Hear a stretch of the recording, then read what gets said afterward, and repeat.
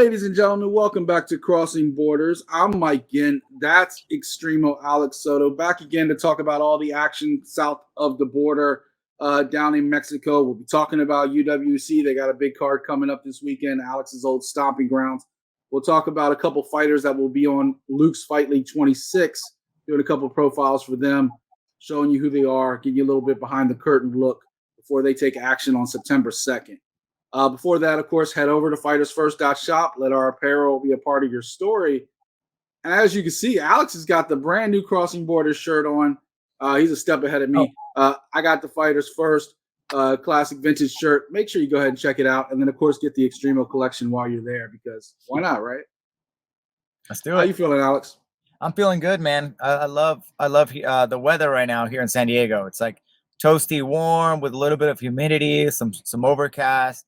It's just perfect, man. I feel like I'm on. Is it that point in time where y'all get like that one day of rain yet? We haven't seen rain here in a long time, man. I don't even know. Not yet. You get that rain, floods everywhere, and you're like, make it stop. But apparently we need it. It's important because it's we're running out of water over here, so we might have to siphon some over from Florida. I just don't know why, for the life of me. Yeah, yes, people at home, we're getting sidetracked right off the bat. I don't know why the people, for the life of me, y'all don't just spend the damn money turning salt into fresh. Oh. Like, I know it's super expensive. I know it's one of the most expensive things in the world. But you have an entire Pacific Ocean right there. And every time you guys sit there and run out of water and you go through these droughts, especially in LA, yeah, I'm just like, even if you have a temporary reserve, right? Like build up maybe like a 6-month reserve of fresh water that you release when the Colorado River starts running dry. Like just something, like why? It's the same thing with the wildfires. I'm like, why are you guys not like wetting your crops? Like, why are you not like doing the crop sharing plans, like, and going over all your forests with like water every couple months at least? Yeah. I know it's expensive. You need to come down to California, Mike. We need you. We need guys like you to come down over here. For governor of California? Yes. We need That's like the most hated position in the world. I don't want to do that. It is 100%, dude.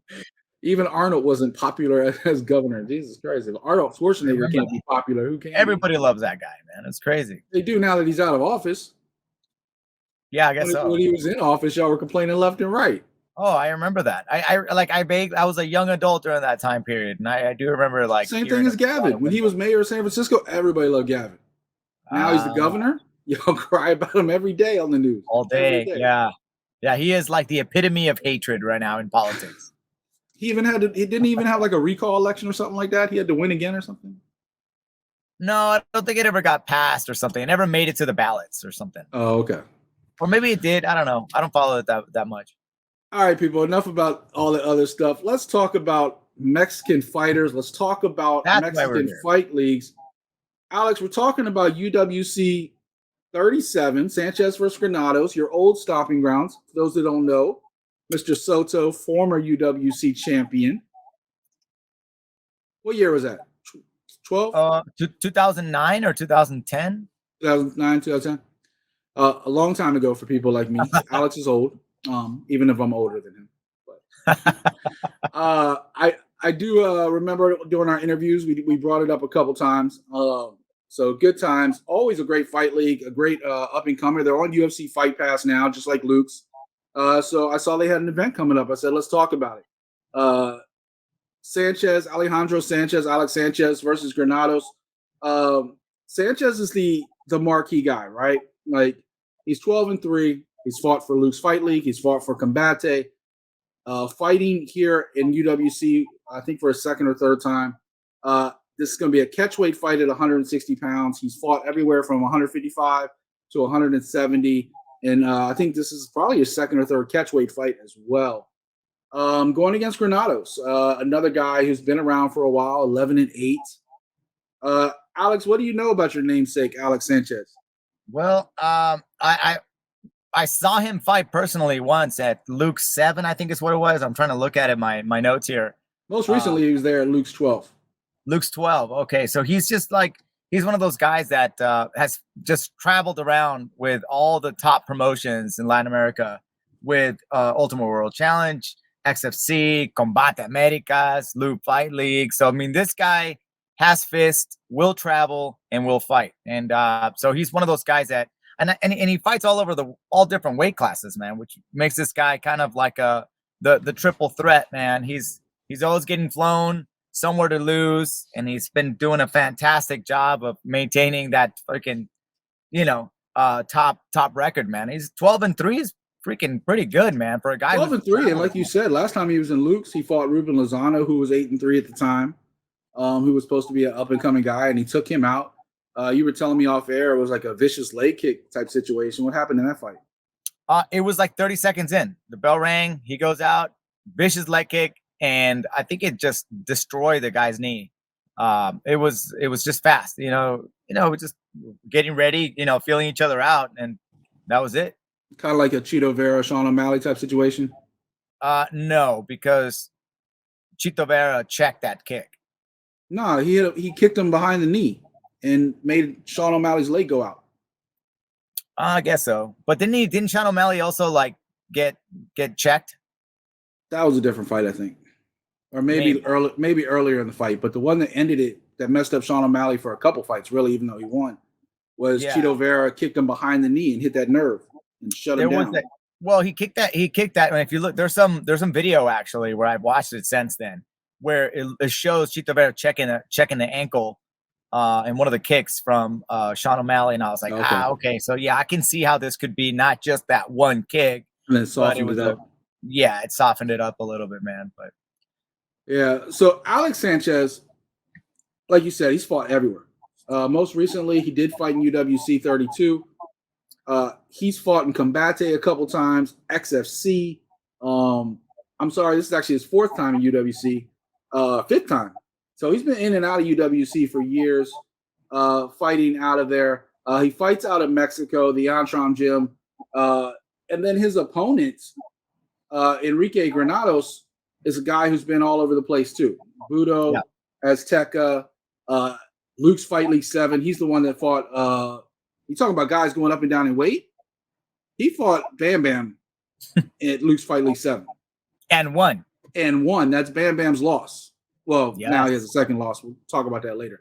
But Bam Bam, who was destroying everybody in LUX, this is the guy that beat him. And now he's going against another top guy in Alejandro Sanchez. What do we expect in this fight? Well, first of all, let's talk about a little bit about Enrique Granados and how he was able to beat Bam Bam. I think that's what's going to set this fight and in motion here. And I think Granados here, with having all that experience too, and traveling over places to go get beat up, and guys with promotions usually get a guy and they invest time in him. They sign him on contracts to be an exclusive, and they help build him up, right? His contract, and they see some talent in these guys. So both of these two fighters is what's really interesting is these are the guys that run around to different promotions, and they've had, they ruin the plans of some of the promotions, right? They're promotion killers. Spoiler. They're spoilers, exactly. For Granados, being able to hold down Bam Bam Valenzuela back at LUX, what was 7. That? LUX 7. Bam Bam was still still brand new. Yeah, he was still kind of new, but it wasn't that long ago. But yeah, it was. Bam Bam it was his fourth fight, I think. He was 3-0 going into it. Yeah, so he was still very young. Hadn't been punched in the face yet, right? It's always the third one that we always say in the professional fights that's the one where you get hit. The third one. So I think what we're going to expect is to see kind of the same kind of pace that Granados put on Bam Bam Valenzuela up against Alex Sanchez, because he has more, I think, in my opinion, has more tools in the bag for those takedowns and to just make this fight really, really dirty, man. Alex Sanchez is more of a precise, a striker. He's a little bit more patient on it. And so I think stylistically speaking, Granados has the edge on this fight. Well, I mean, don't sleep on Sanchez. He does have a couple submissions too. Like, he has the rear naked choke. But he has been caught in submissions. He got caught in the rear naked. He's gotten caught in the guillotine. So if you get on the ground, it could be an interesting scramble. I think if this fight stays standing, I think Sanchez probably has the edge. Agreed. But like you said, if Granados can make it dirty, anything can happen in this one. Granados is coming off a loss where Sanchez has won 4 in a row. In fact, 6 out of 7 fights. So he definitely has more momentum. So it'll be a fun fight to watch this weekend. Co-main event on that one is a couple guys. I know about Leandro Velasco. He's been around for a while. In fact, he's the number 5 ranked welterweight in Latin America on Tapology. Fighting somewhat number of a one? Huh? What did you say? Number what? Number 5. Number 5 welterweight. Okay. Yeah, he's number 5 welterweight. Fighting Almanza, who quite honestly, 2-5, probably there just to kind of feed the card a little bit. Maybe lost an upcoming fight, and it was replaced or something. Yeah, but I mean, he stepped in, but he's also coming off a win. Alejandro Almanza, you might not think much of. He's 2-5, but he just did get a ground and pound win in Cafe League. I mean, a league you probably never heard of, but like we always say, anything can happen in a fight. Yeah. But Leandro, that's a different story. Like this guy, 26 years old, he's coming off a loss in UWC, but he had a couple wins before that. But he's lost 3 out of his last 5 fights. Yeah. So, I mean, you think that it should be a one-sided fight, but he's already proven he can get punched in the face and lose. He lost by knees. He's lost by KO. And then the one other loss was an illegal kick, so that doesn't really count. That was actually a LUX Fight League 12, funny enough, the same card that we were talking about with Sanchez. I don't know if you remember that against Pedro Romero. And that knockout loss is against Ivan Castillo, who's a friend of mine who I know very well, who's fought for Brave and stuff. And the guy's really good, a guy who has tons of experience. So no shame in that, especially for his weight class. But he's had a couple of wins, and then when he lost. With that, including a win over Granados, who we just talked about. He beat Granados, ground and pound. He beat Walter Luna, who's 15-4. So he gets off early, man. He's going to be all over you. But if he, if this fight goes out into the, into the decision, then you got split decision wins there from him. So it looks like he's a fast starter. Somebody who comes out and tries to finish the fight right in the opening rounds. So if Almanza has any chance of this, what does he have to do to try to win this fight? Overhand rights all day, baby. Come out swinging, dude. Just try to catch him. Just try to catch him. Catch him fast. Yeah, man. And it's never good when you got a fighter's chance, a puncher's. What's it called? A puncher's chance. A puncher's chance. Thank you. Going into a fight because makes it really tough for you to win. But hey, it can happen. Blasco's another dude that travels too because he's from Ecuador, but he fights out of the Antrim gym as well. Yeah. So very interesting. I just love the fact when they talk about his fighting style, it's jiu-jitsu / kung fu. Okay. That's listed as his fighting style. Hey man, that's a thing. That's a thing too. Kung fu. He fights out of Ecuador. He's from Venezuela, so he's been around most of Latin America, and he's only 26 years old. So he still has time to right the ship. He still has time to get a couple big wins and get a couple more notches on his belt. Who knows? Get a couple wins, maybe he gets back in LUX. Yeah, a couple more wins after that, maybe he gets that call to UFC. Like I said, he's really young at 26. And I feel like the 155 division at LUX is kind of dwindling. We don't have a lot of 155ers that I can think of. Top of my head, so it'd be good to bring that kid back as well. Hopefully, yeah. And it's weird that this card has 2 guys headlining who fight 155 but also fight 170, and the main event's 160. This one's actually a welterweight fight at 170. So, flexible guys can go multiple divisions. We see that a lot more in Europe than we kind of do in Mexico, but it's always good. As far as the rest of the card, a lot of up-and-coming fighters. The only fighters really with kind of a name. Angel Rodriguez has been around for a while, 10-8, featherweight out of Mexico. He's on this card. Up-and-comer, Tyler Van Kill out of Canada. He's a 3-0 fighter, making a chance, trying to make a name for himself. So some good fights going on. It's going to be this Friday night on UFC Fight Pass. So check that out. All right, Alex, this is what we kind of like to do. We love to like take a chance and show some of these fighters that people might not have heard of before. Coming up this weekend, or sorry, on the 2nd, we know about David Mendoza. We know, about Fito Rubio. We talk ad nauseum about these guys, right? So I figured let's take a look at some of the other fighters we haven't really talked about. First up, Ramon Cardozo, Bombardero. He's 27 years old, fighting out of Mexico, Campeche, Mexico. Most recently, he's already fought in LUX 5 times, all 5 wins. 2 of those guys are people that we thought were going to be on the way up at least. He stopped Severda in his last fight. He beat Cesar Vasquez as well. What do you know about Ramon Cardozo? Man, well, let's just know that every time he shows up, man, it's always bang, man. He's always ready to throw down. He's one of those guys that I'm always talking about, that he fights like a Mexican, because he puts up crazy fights, man. His performances have been getting better every time we've seen him, and he's just been fired, man. I can just tell you that he hasn't been on a boring fight since we've been calling the fights for Ramon Cardozo. What do you remember about his last fight at LUX Fight League 20, where he got the 2nd round stoppage over Fernando Severda? Saavedra, yeah, that was a shocker, man, because he was behind on the scorecards on that one. He was losing that fight, and coming into round 2. And Severda was an undefeated 4-0 going in. Yep, exactly, man. He was showing up, and in that fight, dude, he just puts him out, man. And it was a crazy turn of events on that one. And that's one of the things that I like about the sports, man. You just never know, man. Somebody comes in, boom, is getting their ass kicked. What we saw yesterday in the UFC, right? Or this weekend. Yeah, this weekend. Leon Edwards, yeah. God damn, dude, that guy's a beast. How he came from behind like that is like... I'm so happy for that dude. We'll talk about that later, but I am so happy for that guy because we'll talk about it in a minute. We'll actually finish up. Stay to the end of the show. We'll talk about that for a second because we got a couple UFC things to talk about at the end of the show. That's Alex's segue. He's like, stay tuned. Yeah, there we go. Stay tuned.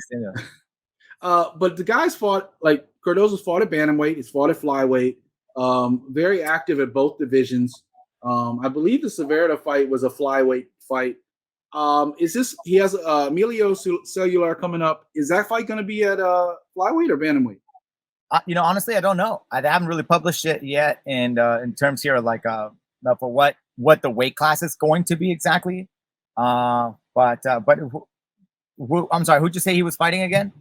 Emilio Cellular, Cuellar. I was actually going to ask you if he was related to Edgar Cellular. Like, are they somehow related? Because I know a lot of these LUX Fight League fighters are related and kind of intertwined a little bit. The Ram Cellular is spelt the same exact way. But I do know they are fighting on that card on the 2nd. Okay. And if you give me 1 second, I actually can probably pull it. It doesn't say the weight class. It just says, he's fighting Emilio Showkid Cellular.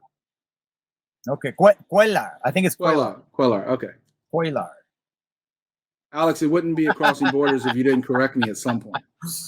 I'm like, who the hell are you talking about? Well, Cuellar. I couldn't even tell. You don't even know how to pronounce it. I don't even know. I mean, I could be saying it wrong. We're gonna have to ask him, man. But same last name as Edgar, so I'm wondering if he's like related to the Ram, who's fought a couple headlines for LUX. I'm gonna have to ask him. I do not know. That's a good question. And actually, that fight might now be off. So why? Breaking news, because LUX just published recently now that he's going to be fighting to pass. So, but Cardozo hopefully will get back into the cage soon. He's somebody you should keep an eye on. Like I said, up and coming, flyweight, bantamweight, great fighter. I'm interested to know why his fight got canceled at the last second, or a couple weeks before the event. But a lot of these fights down in LUX Fight League, this happens so much with just such fluid situations. So now about Cardozo, to keep an eye on him. I'm sure he will be back in LUX Fight League pretty soon, even though his fight seems to be off at LUX Fight League 26. Like Alex said, that fight card is still developing as we go. So it's crazy because the last 3 events have been just plagued with all kinds of craziness, man. It's like the one in Tijuana was destroyed completely. The main event was really exciting though. But what else? The one where I went to Monterrey was also just decimated. It's just been like this like crazy run of like fights being canceled and all this stuff, and all last minute or at the scale. So hopefully we can put these together and actually perform and get these fights up and going, man. Because sounds like maybe he was injured, because Emilio's still on the card against Esdo de Paz. All right. So it sounds like that Cardozo got injured. So in the latest, there you go.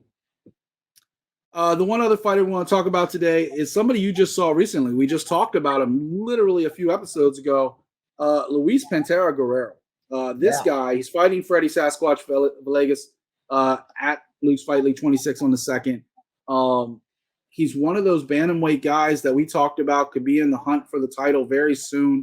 With everything going on with Marco Beltran, we don't know about Patron. We don't know about Lazy Boy. He's going between 35 and 25. We just saw Kevin Garcia get a win. That bantamweight division is on fire right now in LUX Fight League. Alex, you ready to hop back in there? Shit, man. Oh, I would love to. I couldn't help it, man. You told me a few episodes. You told me a few episodes ago you're officially retired. You can't do that. I did retire. I can always come back though. I still got it. Right? You told me you're fighting about light heavyweight right now. Oh yeah, I'm a middleweight at the point right now, man. It's crazy. Middleweight. You can do that. Hey, if Patty Pimlet can cut all that weight going into fights, you can do that. Yeah, but he's also 22 years old or whatever he is. It's crazy. He's a little older now. He has no kids, no job. He's hanging out in your backyard. Just ask him how he does it. He's been in San Diego this whole time. Oh yeah, I have seen a lot of posts of him like having like crazy like showings at the casino. He's showing up over here. Him and Meatball Molly have been training a lot in San Diego. I don't know if they're doing it. I don't know if he's with Manolo. I don't know if he's over there with Dan Henderson. I don't really know, but I know he's been there. I don't think he's with Manolo, man. I'm not sure where he's at, but he's there. He's in your backyard. Maybe Victory. He might be with Victory. I'm sure you can make a phone call and find out in 5 minutes. Yeah, you're right. Yeah, I'll ask. But Luis Guerrero, he's 34. He doesn't have a lot of time to waste. Like, he's been just taking people out. LUX Fight League 24. Ayala took him out in the 2nd round. He's done a lot of Muay Thai. Last time he was in LUX Fight League before that, LUX Fight League 9, he had a big knockout. LUX Fight League 6, he had the high spinning kick against Galvin. Tell me what you know about this guy.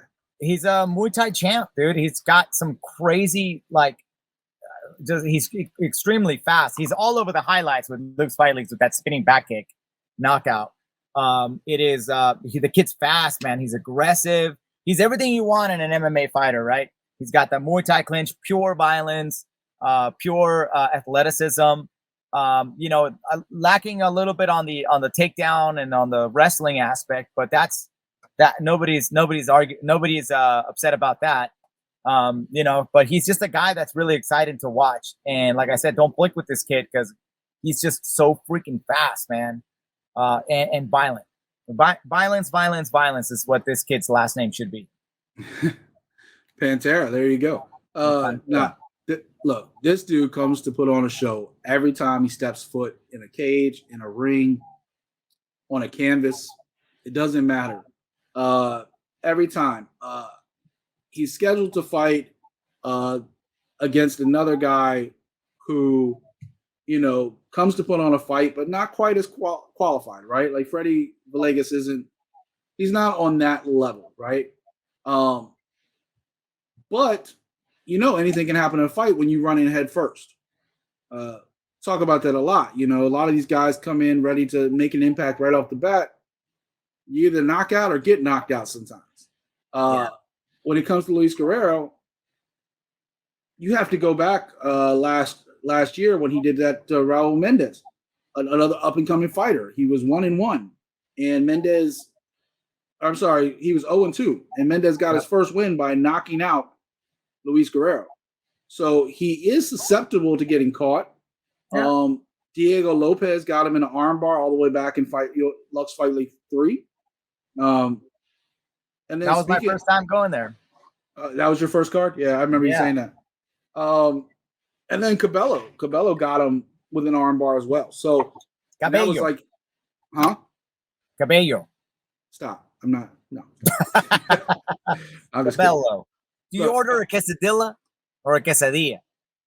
I order a quesadilla. Okay, I'm not that much of a gringo. Stop it. Okay, all right. So Cabello. All right. I order birria tacos. Okay, that's what I get. Okay. Look, we know Luis Pantera is legit. We know he's dangerous, and we know he's exciting. And come on the 2nd, I expect that fight to be exactly that. And it's going to be fireworks. But the question is, will it be 1 round or 2? Because I don't think it's going more than that. What do you think? I think it goes to decision. I think this fight's going to go to decision. I think it's going to be a tight decision. You don't go to decision very often. I'm just saying, this one's with the styles of both of these guys. This is going to be a stand-up fight where there's going to be. You got to make the fight dirty. Whenever you're fighting an elite striker like Guerrero, you have to be aggressive towards. You got to take him out of that space. You gotta just close the cage, make it tight, make it really uncomfortable, and that's just how you have to beat him. So I think it's gonna be a drawn out, ugly fight. That should be the title of this show. Make it dirty, because we talked about that with Granados. We talk about that now. Like I said, I'm excited about Luis Guerrero. I actually would love to see him fight like a Kevin Garcia or something like that, some kind of eliminator type fight. Yeah. And then maybe Lazy Boy gets a title shot against the winner of this De Leon Rubio fight. I like that. I think that's a really good setup, man. I mean, if Patron wants to go to 145, he doesn't want it. And Beltran wants to go do bare knuckle. Hey. What are you going to do? Can't hold up the division. No, you can't. You got to keep things moving, man. That's the whole game. I mean, things are moving fast right now for LUX Fight League, so you got to get in while it's got and go. Before we get out of here, I do want to share some sad news. What happened? Bam Bam is what happened. He got knocked out. Fighting against Claudio Ribeiro, Dana White's Contender Series last week. Bam Bam had his chance. Kind of like swung wildly on like he spun around on like a leg kick and tried to back fist when he was coming around. It was just sloppy, and he got caught with an even sloppier left hook. But they were just basically like he just threw the left hook and caught him. You know what it reminded me of? It reminded me of the fight with Andrei Arlovsky versus Fedor Emelianenko. Oh, where Fedor caught him? Where Fedor, Emelianenko was whooping his ass. I'm sorry, Andrei Arlovsky was winning the fight. And I think he was just caught up in the moment and just decided to throw a lazy, for no reason, a flying knee. And Fedor Emelianenko just hits him with the right hand, which is like you're supposed to avoid this. You don't see Arlovsky's head just bounce off the canvas. Yeah, it was brutal. It was brutal. But it kind of reminded me, I think the moment was just. Was that Elite XC? Was that Elite XC? That was Affliction. 2009. Affliction, yeah, even before that, yeah. See, dude, I got a library of things too. I knew it was one of those older promotions. I couldn't remember which one. Yeah, it was Affliction. I think even Oscar de la Hoya was in on that one too at that point. I just know they were trying to set up him and Fedor and Barnett, like both of them were like the main co-main, and like they were supposed to fight again after that. Yeah, and then Barnett popped for steroids. Why were they even testing for steroids? I don't fucking know. But that happened, and it was because they were trying to be on CBS. That's why they were trying to do it. Why though? Even if it was on CBS, why would you? Whatever, dude. I think that was on Showtime, if I'm not mistaken. But then they later they put Elite on CBS. It was a self-inflicted wound caused by the promotion and the fucking idea fairy. Yes, Alex went there. Alex did the cheesy line. He did the pun. The other thing that we were just talked about a little bit ago, real quick, if you want to talk about before we get out of here, Leon Edwards. Look, yeah, man. The first round he came out, kind of surprised people, being able to take down Usman, which people were shocked. Usman got mad and literally bullied him for the next 3 rounds. Yeah. But I'll tell you one thing that really pissed me off. After every single round, the second, third, and into the fourth, after every single round, Usman would follow one round. He threw a punch after the bell. A couple times, or all 3 rounds, he would follow Edwards for a few steps until the referee said, "Go back to your corner." Just straight up trying to bully him, right? Like it wasn't sportsmanship. And I know this is fight game. You don't have to be sportsman, but there was no kind of class there. Like for the guy you expect to be the pound for pound greatest fighter in the world right now, he didn't act like it. When Edwards took him down in the first round, it was like a switch went off, and then he went into this like, all right, I'm gonna show you, but I'm also gonna bully you while I do it. And it just came off as that. And then when Edwards got that leg kick, head kick at the end, I just became like, I picked Usman to win. I think most people did. Yeah. But I was so happy for Edwards that he just like took out the big bully, right? Like he took out the big bad bully. The announcers were saying he quit. Dean Thomas was on there saying how he was broken. And then next thing you know, he set him up with that jab in the 1-2. He leaned down and Edwards caught him so beautifully with that head kick. Yeah, it was awesome. And that setup was so sick. I watched it on Instagram. I see a lot of videos popping up of instructors saying how you did it, he did it. And I loved it out of the southpaw stance. That was one of my favorite moves. Is 1-2 and then the follow-on kick on the same side. It is beautiful. The way he nailed it, dude, on the 5th round with a minute left. Beautiful. That's what like makes it so goddamn exciting. You're never out. That what makes MMA beautiful. Like that is a great moment. His post-fight post-fight interview, like everything about that was just sick. Feel good. Yeah. Like his nickname is Rocky. Like he just pulled a Rocky. And they were playing the music in the background, the Rocky music. It just was perfect. It was really perfect. So the whole card wasn't perfect. Salt Lake City, a lot of people did not adjust to the altitude. I don't know how Paulo Costa and Rocco got fight of the night because that might have been the worst fight I've ever seen in my life. Here we go. Okay. But it was competitive. I mean, I give Rocco all the credit in the world for a guy that's broken down. I think he's like 38 years old, 37 years old. Hey, I'm 38 years old. Yeah, but you haven't been injured the way Luke Rocco's been injured. You also haven't been in a cage in like 3 years. Yeah. Luke Rocco has been trying to come back for the last 2 years. He just kept getting hurt. And you could see it. He had his hands on his knees. He was breathing heavy. He couldn't fight. It sucks, man. He still would like muster up enough energy and just land on Costa whenever he could get the energy. Which just shows how Costa's like a build. Like Costa's like a freaking looks like a Kobe beef, man. Look, I got no respect for Costa left.